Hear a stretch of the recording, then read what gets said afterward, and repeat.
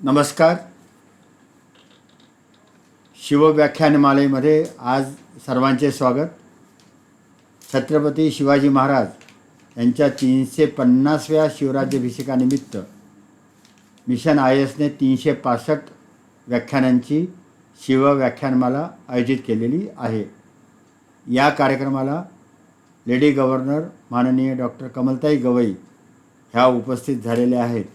त्याचबरोबर वक्ते प्राध्यापक डॉक्टर राजेश मिरगे हे पण या ठिकाणी उपस्थित झालेले आहे. आजच्या या कार्यक्रमाच्या ज्या प्रायोजक आहेत त्या आमच्या भगिनी सौ संगीताताई शिंदे ह्या आहेत. ही व्याख्यानमाला एक वर्षभर चालणार आहे आणि त्याची सुरुवात आम्ही 6 जून 2024 केलेली आहे. या व्याख्यानमालेमध्ये मी मिशन IASच्या वतीनं आपल्या सर्वांचे आभार मानतो.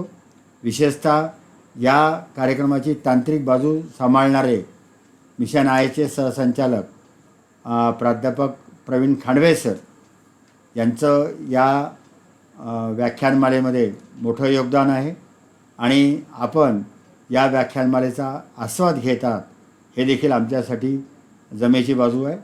मी आपला फारसा वेळ न घेता माझ्या शब्दांना विराम देतो. जय जिजाऊ, जय शिवराय. नमस्कार. सर्वांचे मंगल हो, मंगल हो, मंगल हो. मिशन IAS अमरावती द्वारा आयोजित छत्रपती शिवाजी महाराज यांच्या 350व्या राज्याभिषेक सोहळ्याच्या निमित्ताने त्यांचे चरित्र व विचारांचा हा जागर आणि त्यातील हे 10वे व्याख्यान आज सुप्रसिद्ध वक्ते व अभ्यासक डॉक्टर राजेश मिरगे सर हे आपल्याशी राष्ट्र निर्माते छत्रपती शिवराय यांचे राज्यविषयक विचार या विषयावरती आपल्याशी संवाद करणार आहेत. शिवव्याख्यानमाला मिशनचे संचालक डॉक्टर नरेशचंद्र काठोडे सर, प्राध्यापक प्रवीण खांडवे सर आणि त्यांचे सर्व सहकारी यांचे मी आभार मानते. छत्रपती शिवाजी महाराज यांचे स्वराज्य ते सुराज्य हा प्रवास विस्मयकारक व प्रेरणादायी आहे. महाराजांचे स्वच्छ प्रशासन व त्यांची पार्श्वभूमी त्यांनी तयार केल्यामुळे हे घडून आले. म्हणूनच त्यांच्या स्वराज्याचा पाया हा त्यांच्या स्वराज्याविषयी विचारांचा आहे. त्यांनी संपादित केलेल्या विविध ग्रंथातून तो व्यक्त होतो. याचा आधार घेत सुप्रसिद्ध शिवव्याख्याते संत साहित्याचे अभ्यासक डॉक्टर राजेश मिरगे सर हे आज 10व्या भागात छत्रपती शिवरायांचे स्वराज्य विषयक व राजनीती संकल्पना या संदर्भातले विचार मांडणार आहेत. या कार्याला मी मनस्वी शुभकामना देते आणि पुनश्च एकदा मिशन IASचे सर्व सहकाऱ्यांचे आभार मानून डॉक्टर राजेश मिरगे सर यांना आपले व्याख्यान करण्यासाठी आपल्या सर्वांच्या वतीने पाचारण करते. धन्यवाद. सर्वांचे मंगल हो, सर्वांचे मंगल हो, सर्वांचे मंगल हो. धन्यवाद ताई. या मिशन IAS अमरावतीद्वारा 350व्या शिवराज्याभिषेकाच्या निमित्तानं या 365 व्याख्यानांच्या शिवव्याख्यानमालेमध्ये 10व्या भागात प्रवेश करताना मला मनस्वी आनंद होतो आहे. खरं तर छत्रपती शिवाजी महाराजांचं जे कर्तृत्व आहे हे लढाईच्या पलीकडचं जे त्यांचं वैचारिक कर्तृत्व आहे त्या वैचारिक कर्तृत्व गाथेला या शिवव्याख्यानमालेच्या रूपामध्ये 10 भाग पूर्ण होऊन आता 10व्या भागामध्ये आपण प्रवेश करतो आहोत. मिशन IASचे संचालक डॉक्टर नरेशचंद्र काठोडे सर आणि माझी lady governor doctor Kamaltai Gavai, doctor Khandve sir यांच्या सहकार्यानं ही विचार कर्तृत्व गाथा छत्रपती शिवाजी महाराजांची आपण गेल्या 9 भागापासून पाहतो आहे. आपण पुरावे आणि वेगवेगळ्या ग्रंथांचा आधार घेत छत्रपती शिवाजी महाराजांची ही कर्तृत्व गाथा राज्याभिषेक सोहळ्याच्या निमित्तानं आपण त्याची मांडणी करतो आहोत. आणि आज या मांडणी करताना आजचा जो विषय आहे छत्रपती शिवाजी महाराजांचे स्वराज्यविषयक अर्थात राज्यविषयक विचार काय आहेत हा पूर्वार्ध भाग आपण या ठिकाणी मांडतो आहोत. छत्रपती शिवाजी महाराजांच्या संदर्भामध्ये कमलताई आत्ताच म्हणाल्या की स्वराज्य ते सुराज्य हा त्यांचा प्रवास राहिलेला आहे. 350व्या या शिवराज्याभिषेकाच्या निमित्ताने 350 वर्षाआधी या भारतामध्ये लोकशाही मूल्यांची रुजवणूक करण्यासंबंधी आणि राष्ट्र ही संकल्पना, नेशन्स ही संकल्पना राबवण्याच्या संबंधी छत्रपती शिवाजी महाराजांनी पुढाकार घेतला. एक लक्षात घ्या माझ्या मित्रांनो, की राज्य निर्माण करणं हे काही नवं काम नव्हतं. हजारो वर्षाच्या इतिहासाच्या मालिकेमध्ये जेव्हा आपण विचार करतो तेव्हा राजा राज्य मिळवत होता, राज्य जिंकत होता, राज्य करत होता, तो राजा म्हणून राहत होता. हे काही नवलही नाही. पण त्या राज्यनिर्मितीमध्ये सामान्य प्रजेचा सहभाग मात्र स्वयंस्फूर्तीनं कधीच राहिलेला नव्हता.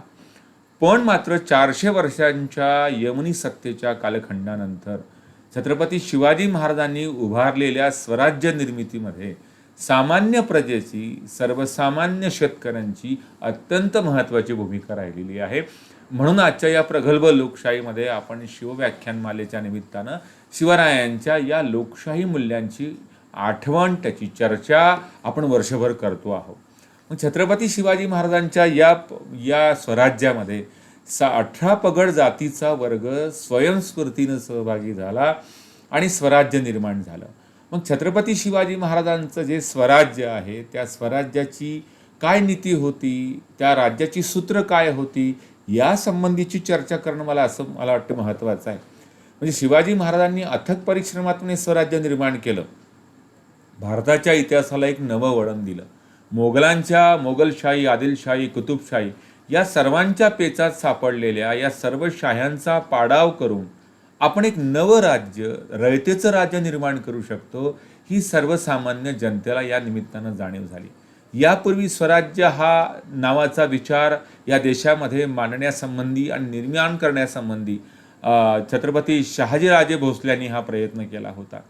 पण मात्र तशी विपरीत परिस्थिती त्यांच्यासमोर आल्यामुळे शहाजीराजांची जे प्रयत्नांची पराकाष्ठा करूनही स्वराज्य स्थापन होऊ शकलं नाही. त्याने बंगळुरूला मात्र असं स्वराज्य निर्माण केलं होतं, पण मात्र ते आदिलशहांशी अंकित झालेलं होतं, ते सार्वभौम नव्हतं. मग शिवाजीराजांची भूमिका होती की कल्याणकारी समाज निर्माण व्हावा. या देशामध्ये 400 वर्षांची जी सरंजामशाही होती, जी अराजकता होती आणि लुटमार करून कोणीही यावं कुणालाही लुटावं आणि कोणीही यावं आणि कोणाचीही स्त्री उचलून घेऊन जावं, तिच्यावर अत्याचार करावं, अशा संकटात सापडलेल्या या जुलमी शाहीच्या विरोधामध्ये छत्रपती शिवरायांनी या सगळ्या सत्तांना, ज्या प्रबळ सत्ता होत्या त्या प्रबळ सत्तांचा पाडाव करून शिवाजीराजांनी स्वराज्य उभं केलं होतं. म्हणून शिवाजीराजांची स्वराज्याची जी बांधणी आहे त्याची काय नवं सूत्र आहे त्याची चर्चा आपण केली पाहिजे. एक आपण लक्षात घ्या, एखादा जेव्हा प्लॅन तयार केला जातो, एखादी भूमिका तयार केली जाते, त्या भूमिकेच्या पाठीशी एक वैचारिक बांधणी उभी करण्यात आलेली असते. म्हणजे आजच्या राजकारणाचा जेव्हा आपण विचार करतो, आपण चर्चाही करतो की राजकारणाचा पोत का बरं असा घसरत चाललेला आहे. कारण गांधीजींच्या, नेहरूजींच्या विचारांचा प्रभाव, ती त्यांची नैतिक बैठक आजच्या राजकारणाला उरलेली नाही आणि म्हणून राजकारण आज रसातळाला जाते आहे. आणि आज संबंध देशामध्ये वेगवेगळ्या भूमिका, आयाराम गायाराम संस्कृती निर्माण झाल्यामुळे आज सर्वसामान्य माणसाची कणव घ्यायला कोणी बाकी उरलेलं नाही. पण शिवाजीराजांची जी स्वराज्याची भूमिका होती त्याच्यामध्ये विचारांचा प्रभाव होता आणि तो विचार होता स्वराज्याचा. म्हणजे बुधभूषण या ग्रंथामध्ये, राज्यशास्त्राच्या या ग्रंथामध्ये प्राचीन भारतीय राज्यशास्त्राचा विचार बुधभूषण ग्रंथामध्ये संभाजीराजांनी मांडलेला आहे. संभाजीराजे हे बहुभाषिक होते, त्यांनी राजनीती तज्ज्ञ होते, राजनिपुण होते. राज्याची सूत्र काय असावीत या प्रकारची भूमिका बुधभूषण ग्रंथामध्ये त्यांनी मांडलेली आहे. यापूर्वी राज्याभिषेक सोहळ्याच्या संबंधाची चर्चा करताना लाईव्ह रिपोर्ट रोजनिशीसारखा बुधभूषण ग्रंथामध्ये संभाजीराजांनी कसा मांडला आहे याची आपण चर्चा केलेली आहे. शिवाजी महाराजांच्या स्वराज्यविषयक किंवा राज्यविषयक सूत्रांची जेव्हा आपण चर्चा करतो तेव्हा काही ग्रंथांचा आपल्याला विचार करावा लागेल. म्हणजे राज्याभिषेकांच्या विचारांच्या संबंधी शिवाजीराजांनी काही जे त्यांची पत्र आहेत, त्यांचे आदेश आहेत, आज्ञापत्र आहे, सभासदाची बखर आहे, राजव्यवहार कोश रामचंद्र पंतांनी रचलेला राजनीती ग्रंथ आहे. या सर्व ग्रंथामध्ये छत्रपती शिवरायांची राजसूत्र व्यक्त होतात, ती अभिव्यक्त होतात. म्हणजे रामचंद्र पंत अमात्यांनी राजनीती नावाचा जो ग्रंथ लिहिला, हा सर्वात महत्त्वाचं साधन महाराजांच्या राज्यघटनेचं म्हणजे राज्यसूत्रेचं अत्यंत महत्त्वाचा हा घटक आहे. त्याचप्रमाणे समकालीन कवी जे शिवाजी राजांचे त्यांनी संस्कृत भाषेमध्ये शिवभारत लिहिला. त्या शिवभारतामध्ये सुद्धा शिवाजी महाराजांचे राज्यविषयक विचार त्याच्यामध्ये आलेले आहेत. Governance and leadership of Shivaji Maharaj हा जो मुख्य विषय आहे, जो आजच्या वर्तमान स्थितीमध्ये सर्व राज्यकर्त्यांना खुणावतो आहे, त्याचा अभ्यास करणं, त्याचं चिंतन करणं आणि त्याप्रमाणे या देशामध्ये लोकशाहीचा जो पायंडा छत्रपती शिवाजी महाराजांनी घातला आणि राज्यघटना बाबासाहेब भारतरत्न बाबासाहेब आंबेडकरांनी आम्हाला दिली, त्या घटनेचा अंमल 100% सर्वसामान्य माणसाचं हित लक्षात घेऊन केला पाहिजे. आज तो होत नाही आहे. त्या वास्तवाला मी अधिक स्पर्श करण्याच्या गोंधळात पडणार नाही, कारण ते गोंधळात पडणारी अशी स्थिती आजची आहे. आपण चर्चा करतो की शिवाजी राजांची ही जी स्वराज्य स्थापना होती, राज्यसूत्र जी होती, हे नवयुग निर्माण करणारी होती आणि या नव्या युगाचा विचार यामध्ये आहे. म्हणजे उत्तर भारतामध्ये मग मी उल्लेख केला की शहाजी राजांनी स्वराज्य नावाचा विचार दिला. शहाजी राजांनीच राजमुद्रा जी शिवाजी राजांना प्रदान केली आणि पुणे, चाकण, इंदापूर ही जी महाराजांची पहिली जहागिरी आदिलशाहीकडून, विजापूरच्या आदिलशाहकडून आपल्याला मिळाली होती, त्या जहागिरीला सुद्धा राष्ट्रमाता जिजाऊसाहेब आणि बाल शिवाजी यांच्या माध्यमातून स्वराज्य उभं करण्याची ती अत्यंत महत्त्वाची सुरुवात होती. म्हणून शिवाजी राजांची जी स्वराज्य प्रेरणा आहे ही आईवडिलांकडून त्यांना मिळालेली होती आणि ती सातत्याने ती भूमिका मांडत आलेले होते. साधारणतः 1645 ते 46च्या दरम्यान ही स्वराज्य प्रेरणा अत्यंत महत्त्वाची पुढे पाऊल त्यांनी टाकलं आणि हीच प्रेरणा घेऊन शिवाजी राजांनी आपल्या काही सवंगड्यांसहित जे मावळ प्रांतातल्या 18 पगड जातीतल्या, त्या सह्याद्रीच्या कुशीतल्या असणाऱ्या सर्व जातीच्या लोकांना सोबत घेऊन रोहिडेश्वराच्या देवळामध्ये जाऊन त्यांनी स्वराज्याची, महादेवाच्या नावाचा गजर करत स्वराज्याची प्रतिज्ञा केली. मग हे ईश्वरा, हे हिंदवी स्वराज्य करून तू मनोरथ आपलं पुरवणार आहे आणि हे राज्य व्हावे ही श्रींची इच्छा आहे, ही ईश्वरी प्रेरणा आहे. अशा प्रकारची समकालीन काळामध्ये ही भूमिका शिवाजी राजांनी सर्वसामान्य लोकांच्या मनामध्ये प्रेरित केली. हे राज्य व्हावे ही श्रींची इच्छा आहे, म्हणजे सर्वसामान्य माणसाची इच्छा आहे आणि ते मनोरथ पूर्ण करण्यासाठी आपण सगळ्यांनी प्रयत्नांची पराकाष्ठा करूया. हा कर्मसिद्धांत शिवाजी राजांनी आपल्यासमोर मांडलेला आहे आणि शिवाजी राजांचा हा जो कर्मसिद्धांत आहे राज्यनिर्मितीचा, स्वराज्य निर्मितीचा, हे खरं छत्रपती शिवाजी राजांच्या हिंदवी स्वराज्याचं, कुणब्यांच्या राज्यांचं महत्त्वाचं सूत्र आहे. इथे हिंदी स्वराज्य म्हणजे काय, तेव्हा भारताला हिंदुस्थान म्हणायचो आणि हिंदुस्थानामध्ये राहणाऱ्या सर्व धर्म जातीच्या लोकांना सोबत घेऊन मला हे राज्य उभं करायचं आहे, हे शिवाजी राजांची भूमिका होती. अलीकडच्या काळामध्ये आपण हिंदवी या शब्दाचा अर्थ संकुचित करून टाकला, पण महाराजांनीच्या समकालीन काळातल्या कागदपत्रांमध्ये या हिंदवी स्वराज्याचा अत्यंत व्यापक अर्थ सांगितलेला आहे. त्याला आपण हिंदवी म्हणजे मराठीसुद्धा असं म्हणूया. मराठा ही काही जात नाही आहे. मराठा ही महाराष्ट्राच्या अस्मिता केंद्राचं महत्त्वाचं बिंदू आहे, शब्दबिंदू मांडलं पाहिजे. म्हणून समर्थ रामदासांनी महाराष्ट्र धर्म आपल्यासमोर मांडलेला आहे. मी मागच्या एका व्याख्यानामध्ये उल्लेख केलेला होता की हिंदवी म्हणजे काय हो, हिंदुत्व म्हणजे काय. हिंदुत्व ही माणसाच्या जगण्याची वैश्विक प्रणाली आहे. तो मानवतेचा विचार करणारी आहे, सर्वसामान्य माणसाच्या कल्याणाचा विचार करणारी आहे आणि ही वैश्विक जी भूमिका आहे अखिल भारतीय हिंदुस्थानातली म्हणजे भारतातली, याचवरती विवेचन 19व्या शतकामध्ये स्वामी विवेकानंदांनी संपूर्ण जगभर मांडलेली आहे आणि संपूर्ण जगभर भारताच्या या हिंदवी वैश्विक शैलीचा अटल बिहारी वाजपेयींनी सुद्धा आपल्या प्रधानमंत्री असताना जगभर फिरताना या भूमिकेचा पुनरुच्चार केलेला आहे. म्हणजे रामदास स्वामी असं म्हणतात की महाराष्ट्र राज्य करावे जिकडे तिकडे, हा उल्लेख त्यांनी केलेला आहे. आणि राजाराम महाराजांच्या सुद्धा काळामधल्या त्यांच्या कागदपत्रांमध्ये महाराष्ट्र या संकल्पनेचा विचार, महाराष्ट्र धर्माचा संकल्पनेचा विचार येतो. ही जी स्वराज्य ही संकल्पना आहे, ही संकल्पना या छत्रपती शिवाजी महाराजांनी मांडण्यापूर्वी वैदिक धर्मामध्ये 2.5 वर्षाआधी याचा उल्लेख केलेला होता आणि त्यानंतर 2,500 वर्षांनी, इतक्या दीर्घ काळानंतर हा स्वराज्य शब्द छत्रपती शिवाजी राजांनी आपल्यासमोर मांडलेला आहे. पण पेशवाईसुद्धा मराठी साम्राज्याच्या मराठी भाषिक राज्याला स्वराज्य असं म्हटलं जायचं.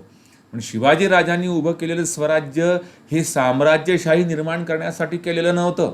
शिवाजी राजांना राजा व्हायचं होतं म्हणून राज्य निर्माण केलेलं नव्हतं. ही राज्य निर्मितीच्या पाठीमागची अत्यंत महत्त्वाची भूमिका आहे, लक्षात घ्या माझ्या बंधूंनो. आणि ही भूमिका महाराष्ट्र धर्माची ही भूमिका आहे, लक्षात घ्या. हा जो महाराष्ट्र धर्म आहे, हा महाराष्ट्र धर्म महिकावतीच्या बखरीमध्ये आलेला आहे, गुरुचरित्रामध्ये आलेला आहे. आणि राजाराम शास्त्री भागवत, न्यायमूर्ती रानडे आणि इतिहासचार्य राजवाडे या सगळ्या इतिहास तज्ज्ञांनी महाराष्ट्र धर्माची मांडणी केलेली आहे. महाराष्ट्र धर्म म्हणजे काय माझ्या मित्रांनो, की राजकीय कृतीसाठी एकत्र येऊन राज्य स्थापन करावं.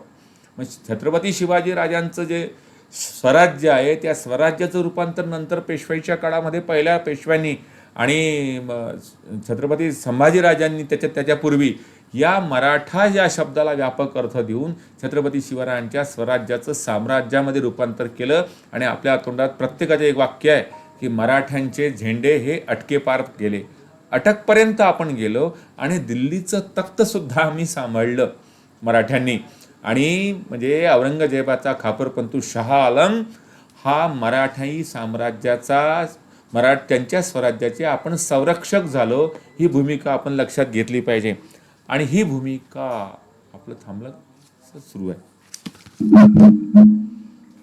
आणि ही भूमिका लक्षात घेऊन आपण या संकल्पनेचा विचार केला पाहिजे. म्हणजे मराठा तितुका मिळवावा, महाराष्ट्र धर्म वाढवावा, ही शिवाजी राजा ही जी भूमिका आहे जी समर्थ रामदासांनी मांडली, त्याचा हा व्यापक अर्थ आपण घेतला पाहिजे.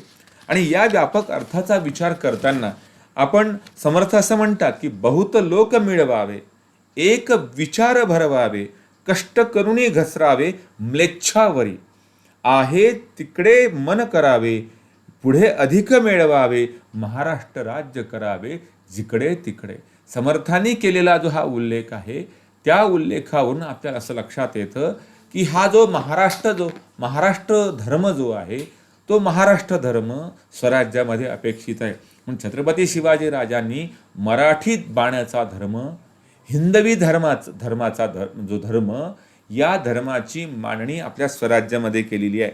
म्हणजे महाराष्ट्र धर्म ही केवळ सामाजिक किंवा धार्मिक संज्ञा नाही आहे, ती राजकीय संज्ञा आपण मानली पाहिजे. अलीकडच्या काळामध्ये बघा उल्लेख केल्याप्रमाणे आपण त्याला संकुचित करून टाकला आहे.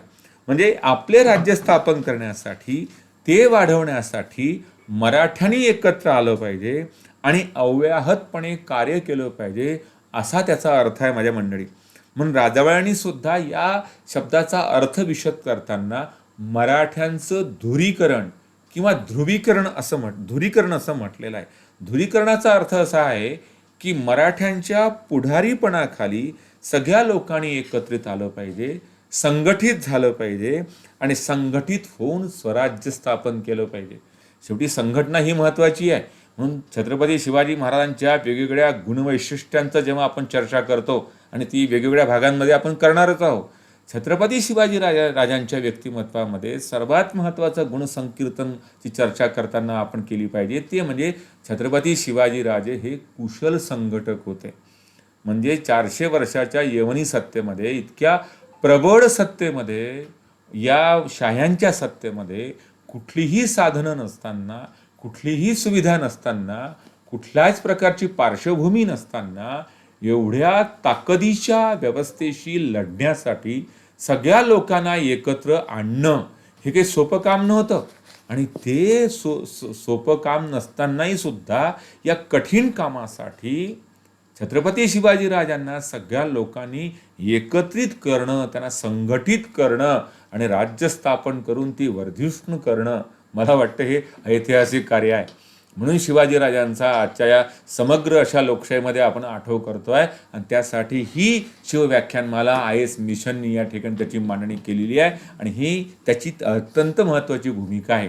म्हणून डॉक्टर नरेशचंद्र काठोडे आणि त्याचा सगळा परिवार या भूमिकेचा पुनरुच्चार करत यासाठी पुढाकार घेते आहे आणि संबंध समाजातल्या सर्व लोकांना या व्याख्यानमालेचा आस्वाद तुम्ही घ्यावा, याला सहकार्य करावं, या संबंधीचं जे आव्हान करते आहे ते मला वाटते महत्त्वाचं आहे. मुद्दा असा आहे आपला की छत्रपती शिवाजी राजांच्या या स्वराज्याच्या पाठीमागे सर्वसामान्य मराठी माणसांच्या आकांक्षांचं प्रतिबिंब आपल्याला पाहायला मिळतं. राज्याचा उद्देश काय असला पाहिजे, म्हणजे पूर्वी मग आम्ही उल्लेख केला, राज्य निर्मिती करणं आणि राजा होणं आणि गढ्या बांधणं, राजवाडे बांधणं आणि मग सामान्य रयतेवर त्यांच्यावरती जुलूम करणं, हे काही ठरलेलंच होतं पूर्वीच्या काळामध्ये. म्हणजे शिवाजी राजांची लढाई काय नुसतं मोगलशाही विरोधात आणि वेगवेगळ्या शाह्यांविरोधात नव्हती. शिवाजी राजांची वतनदारांच्या विरोधात सुद्धा होती, स्वकीयांच्या विरोधामध्ये सुद्धा होती. जे जुलूम करतील त्याला लगाम घातला पाहिजे, हे महाराजांच्या स्वराज्याच्या राजनीतीचं अत्यंत महत्त्वाचं सूत्र होतं. म्हणून आज्ञापत्रामध्ये म्हटलेल्या रामचंद्र पंत महात्यांनी की राज्याचं सूत्र काय होतं की सामान्य रयतेचं कल्याण आणि त्याचं संरक्षण करणं आणि सर्वसामान्य माणसाला आश्वस्त करणं. म्हणजे मग आम्ही उल्लेख केला होता एका व्याख्यानामध्ये की सामान्य प्रजेच्या म्हणजे सामान्य माणसाच्या पायामध्ये जर काटा रुतला तर राजाच्या डोळ्यात पाणी आलं पाहिजे, अश्रू आले पाहिजेत, इतका तो राजा संवेदनशील असावा. मला वाटतं शिवाजी राजांनी इतक्या संवेदनशील पद्धतीनं आपल्या स्वराज्याची, आपल्या राज्याची नीती मांडलेली होती. आज्ञापत्रामध्ये रामचंद्र पंत त्यांनी उल्लेख केला, ते 4 मुद्दे त्याच्यामध्ये मांडतात. त्याचा उल्लेख मला केला पाहिजे, कारण माझ्या मांडणीला ऐतिहासिक अशा पुराव्यांची दखल मी घेतो आणि ते तुमच्यासमोर मांडतो आणि त्याला पूरक असे दाखले सादर करतो. म्हणून मला वाटतं की जो संशोधन आणि अभ्यासाचा आविष्कार म्हणजे शिवव्याख्यानमाला जी आहे त्याचा मी उल्लेख त्यासाठी करतो. मग आज्ञापत्रामध्ये काय म्हटलेलं आहे की राज्य हे ईश्वर निर्मित असावं आणि सामान्य प्रजेच्या प्रयत्नातून ते निर्माण झालेलं असावं. दुसरा मुद्दा त्याच्यामध्ये आलेला आहे की राज्य हे भिन्न भिन्न प्रकृतीच्या लोकांचं असावं. आता याच्यामध्ये बघा, भिन्न भिन्न प्रकृती म्हणजे काय हो, वेगवेगळ्या धर्म, जाती, पंथ या सगळ्या लोकांनी एकत्र येऊन आजच्या भाषेमध्ये सेक्युलर, सर्व धर्म समभाव ही महत्त्वाची गोष्ट आहे. म्हणजे आजही आम्ही सर्व धर्म समभाव ही जी महत्त्वाची संकल्पना आहे भारतीयांच्या गळी उतरवू शकलो नाही. काही राज्यकर्ते अजूनही एका धर्माला, एका व्यवस्थेला घेऊन राजकारण करतात आणि त्यातून लोकांमध्ये भेद निर्माण करतात, द्वेष निर्माण करतात. छत्रपती शिवरायांचं राज्याची जी नीती होती ही भिन्न भिन्न प्रकृतीच्या लोकांना सोबत घेऊन राज्य निर्माण झालं पाहिजे. आणि आज्ञापत्रामध्ये पुढचा उल्लेख महत्त्वाचा आहे की परस्परांनी या भिन्न प्रकृतीच्या लोकांनी जात धर्माच्या नावाखाली कलह करू नये. आज जे कलह चाललेले आहेत देवाधर्माच्या नावावर, भावना काय दुखावतात, दंगे काय होतात, हे बघा, हे 350 वर्षापूर्वी या सगळ्या मूल्यांची स्थापना शिवाजी महाराजांनी केलेली होती. म्हणून आमचं असं म्हणणं आहे की राज्याभिषेक सोहळा ही मूल्याच्या परिप्रेक्ष्यामध्ये आपण बघितली पाहिजे. तिसरा मुद्दा शिवाजीराजांच्या या स्वराज्य निर्मितीचा की लोकांनी एकत्र येऊन धर्मपथावर राज्य अग्रेसर करावं, म्हणजे त्याला पुढे न्यावं, ते सन्मार्गी लावावं. सन्मार्गी लावावं म्हणजे काय, सगळ्यांना न्याय द्यावा, सगळ्यांना प्रगतीच्या विकासाच्या मुख्य प्रवाहात आणावं. आणि पुढचा चौथा मुद्दा या आज्ञापत्रामध्ये आलेला की राज्याला जे राज्य हे सत्तांध होऊ नये. बघा, सत्तांध म्हणजे काय, सत्तेची जी ताकद माणसामध्ये येते ती आंधळी करते आणि मग राज्यकर्ता वाटेल तसं वागतो. महाराज असं म्हणतात की माझ्या राज्याचं सूत्र असं असावं की राज्यातला राजा काय आणि प्रजा काय ही सत्तांध होता कामा नये. आणि हे राज्य जे आम्ही उभं करतो आहे हे अन्याय करण्यासाठी नाही, ते प्रजेच्या कल्याणासाठी दिलेलं आहे. म्हणून महाराज असं म्हणतात आज्ञापत्रामध्ये, जर आम्ही अन्याय करायला लागलो तर मग सामान्य प्रजा म्हणेन मोगलाई परवडली एकदाची. म्हणून राजानं न्याय अन्यायाचा विचार केला पाहिजे. राज्याचं सूत्र काय आहे की राजाला सुद्धा शिकवण दिलेली आहे की अन्यायाचा सतत अन्याय करू नये, त्याने न्यायाचा विचार केला पाहिजे आणि जे अन्याय करतात त्यांना त्यांचं फळ भोगावं लागेल असं महाराज आपल्या आज्ञापत्रामध्ये म्हणतात. म्हणजे शिवाजी महाराजांनी त्यांच्याकडे असणाऱ्या लोकांची योग्यता ओळखून त्यांना त्यांचं वर्तन करायला लावलं आणि असाध्य ती कर्म त्यांच्याकडून करून घेतली.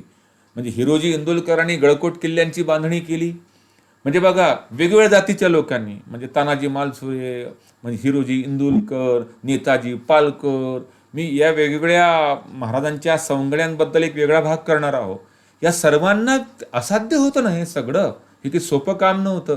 म्हणजे गड आला पण सिंह गेला, ही जी कथा आपण जेव्हा ऐकतो एखाद्या शिवव्याख्यात्याकडनं आणि गड जेव्हा पाहायला जातो, सिंहगड किंवा कोंढाणा आपण म्हणूया, तिथे आजही ती सगळी स्थिती पाहिल्यानंतर असं वाटतं की 400 वर्षाआधी खरंच तानाजी मालुसरेंनी हा गड कसा काय लढला होता बा.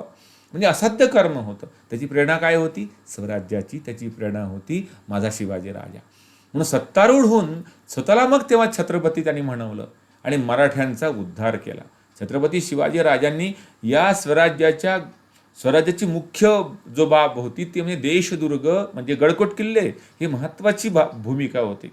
सैन्य यांचे उत्तम नियम त्यांनी बनवले आणि अव्याहतपणे शासन चालवलं. म्हणून रामचंद्र पंत त्यांनी म्हटलेलं आहे राज्याभिषेक सोहळ्यानंतर की सभासदाच्या बखरमध्ये की शिवाजी राजांनी एक नूतन सृष्टी निर्माण केली. ही राज्याची जी प्रजा आहे त्या राज्याचा जो अत्यंत महत्त्वाचा कणा आहे त्याला जर पीडा पावली, महाराज असं आज्ञापत्रामध्ये म्हणतात पंतांच्या मार्फत, तर राज्य विस्कळीत होते. म्हणून विपरीत परिस्थितीमध्ये आपण राज्याच्या प्रजेचा सांभाळ केला पाहिजे. म्हणजे राज्याच्या राजनीतीचं राज्यसूत्र जर राजनीती ग्रंथामध्ये मांडताना रामचंद्र पंत म्हणतात की मुख्य सूत्र म्हणजे काय? न्याय आणि नीतीनं वागणं. म्हणजे न्यायानं वागणं म्हणजे काय? एखाद्यानं जर जेवढे काम केलं आहे, श्रम केले आहे, तेवढा त्याला लाभ देणं आणि जर त्याला कमी श्रमामध्ये भरपूर जर फायदा होत असेल तर कमी केलेल्या श्रमापेक्षा त्याला जास्त लाभ होतो. हा सुद्धा अन्याय आहे, हा न्याय नाही, हे शिवाजी राजांनी मांडलेलं आहे. म्हणजे तोच विचार आपल्या भूमीमध्ये अमरावतीच्या गाडगे महाराजांनी मांडलेला आहे की कुणीही चोरीचं चुकीच्या गोष्टीतून मिळवलेलं 2 नंबरच्या पैशातून मिळालेलं असं जर तुमच्याकडे पैसे येत असतील, अन्न येत असेल, त्याचं सेवन करू नका. श्रमाला प्रतिष्ठा महाराजांनी आपल्याला दिलेली आहे. तीच प्रतिष्ठा गाडगे महाराजांनी आपल्या सर्व महाराष्ट्राच्या या देशाच्या भूमीमध्ये मांडलेला आहे. म्हणून राज्यातल्या लोकांनी शांत आणि समाधानी असलं पाहिजे आणि अशी ही भूमी या भूमीमध्ये या सामान्य माणसाच्या रयतेचा विचारांचं बीजारोपण त्यांनी केलेलं असताना ज्या गरजा आहेत त्या गरजांची पूर्तता करण्यासाठी उपाययोजना करण्याची भूमिका आणि त्याची पॉलिसी मेकिंग करण्याचं काम शिवाजीराजांनी केलं.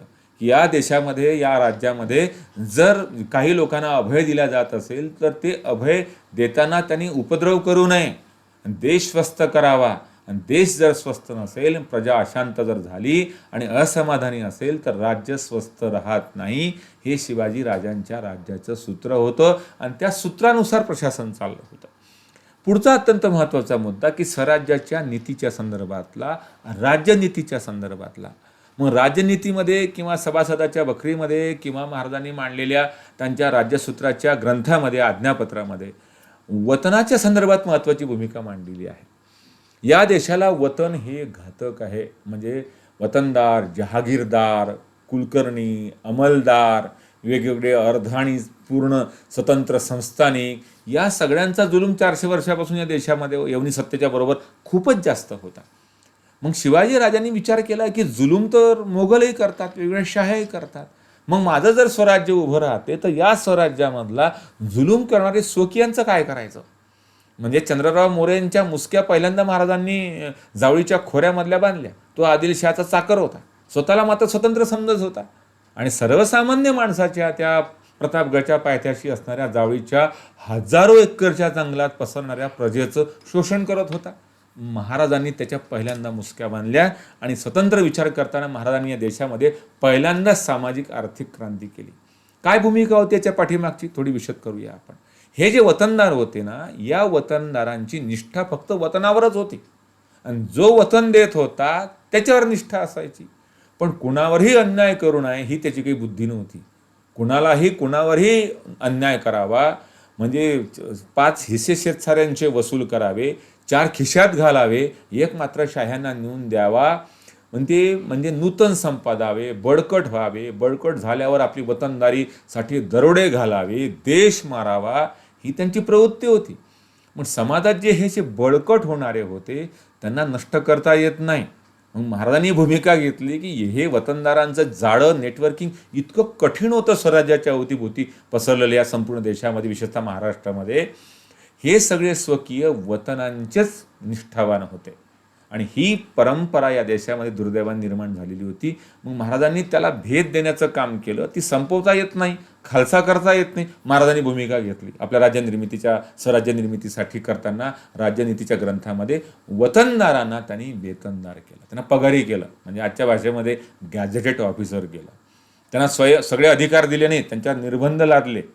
आणि ही वतनं जर तुमची पुढची पिढी जर परंपरागत त्यांनी नाकारली, महाराजांनी लक्षात घ्या, आणि ती नाकारल्यानंतर जर पात्र असेल तरच त्याला वतन बहाल करण्यात येईल, ही भूमिका शिवाजीराजांनी दिली.